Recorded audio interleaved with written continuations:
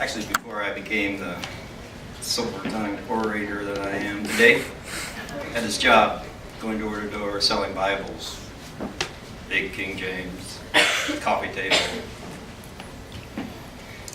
And if I could get my foot in the door, hopefully speaking to somebody about some older person, and I would do my usual thing. And finally, I would say, "You want to buy this Bible, or you just want me to read it to you?" So they usually buy it.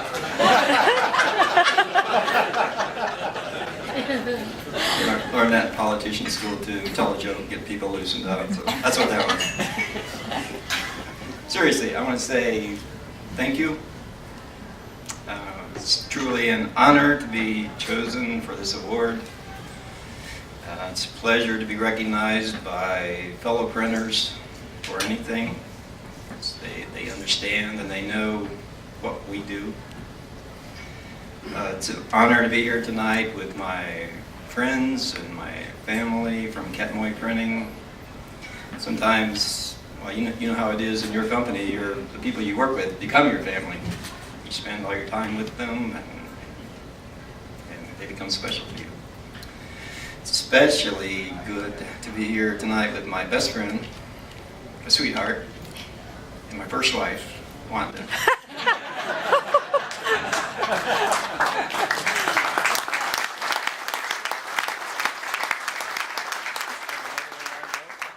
I know what you're thinking. This guy's no expert on anything and won't have much to say, and you're right. In fact, I saw a couple guys back there push the remote start on their car already. But if you give me just a minute, I'll give you the encapsulated Reader's Digest version of my career. Part of what was already covered. But when I was a kid, my family moved to town, and I discovered down the alley from my house, not very far, was this little print shop. They'd have the garage door open in the summers because it wasn't air conditioned, of course.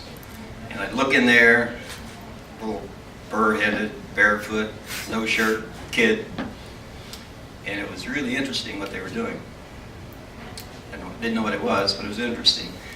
Later, my dad got the job as janitor for this little printing company. And he would go in evenings after his day job, and he would sweep the floors, and he would empty the barrels, and guess who got drafted to help? So that's how I got in. So my senior year of high school, right at the beginning, my dad got me an interview at this little print shop, running the Chandler Price hand-fed platen press. Some of you know what that is. Making deliveries, and I loved it. I fell in love with the craft. There was ink and paper, cameras that were ear to the wall, dark rooms, hot metal type, and the smell. Does anything smell like a print shop? I love it still. It's hard to smell because I spend all my time there, but I love it. Now I know you're thinking, well, things have changed since then, and you're right. We went from hot metal to coal type. We literally did cut and paste. We changed everything. We got pagers. John J. Mott still wears his on his bill. Got fax machines, got film processors, replaced the developing trays in the dark room. In fact, this is one of the few places I can talk about my former life as a stripper. I had to go through a 12-step program to get out of that life. I mean, so now we're into computer to plate, digital everything. Instead of, back then we got car phones. Remember car phones? That was such a liberating tool. Stop carrying around corners, memorizing where all the payphones are. Get this car phone. Then we graduated to bag phones. You could carry it. I was cool about it. So now we've gone from bag phones to mobile devices. There probably aren't 3 people in here without a mobile device in your pocket. Just where we are. Things change. Things continue to change. Things will change. It's okay. Some things have not changed. We're still selling and we're still serving. And we don't sell to corporations, really. We sell to human beings. We interact with human beings. And we love our craft still, but we care about the people. People we work with, people we serve. It's all about relationships. That's who we are as printers. That's who we are at Ketmoy Printing. You're probably not wondering what my life theme is, but if I had one, I would have to go back and quote the old prophet Micah, who asked a question and then he answered it. He said, "With what shall I come before the Lord, and what does the Lord require of you? To act justly, and to love mercy, and to walk humbly with your God." I think if we can do that every day, it'll be okay. Tomorrow will come, we'll do it again. We'll show up and do it again.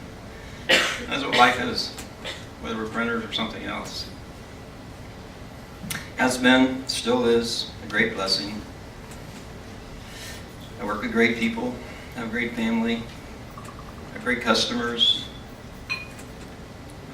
Life is good. It's been a blessing to me and to my family. I'm very grateful. Now I know where you're thinking. He's gone from speaking to preaching. I learned that from my mother. But in closing, I have a couple of observations. In closing, and you know what that means when a politician says that? Nothing. When I got the call from Barry Henry that I had won this award after arguing about it. You were nominated for this award. What? Does your committee even know what the qualifications are for this award? Yeah, we chose you. Okay, your committee's incompetent. But I couldn't believe my good fortune. So, got a haircut, got the wedding and funeral shoes down off the rack, dust them off. Started looking at new car brochures. Well, then I find out this is a no cash. In fact,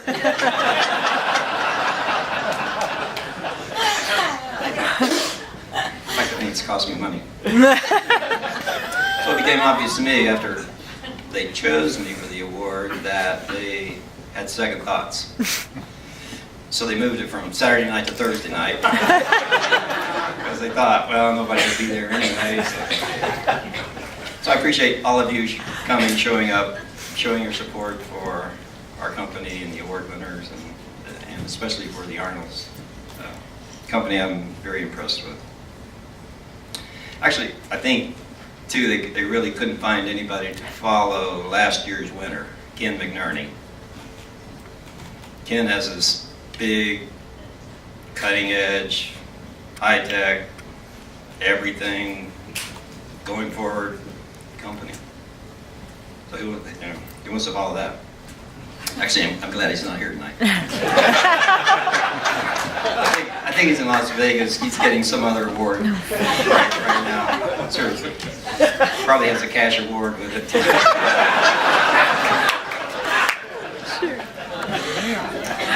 Last year, Ken had this PowerPoint presentation. He has videos. Showed PowerPoints of his building, new building, giant building, high-tech this and high-tech that, his equipment, his employees, even had his dog. He has dogs that compete. So, I'm old school, but just got a building.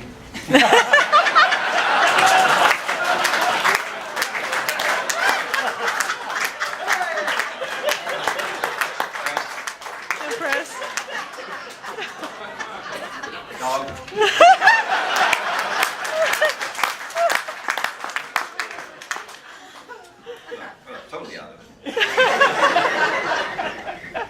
Actually, trash talking about Ken makes me a little nervous because I don't really understand what they do, but every time he explains it, it has the word execution in it. So, David, just a joke.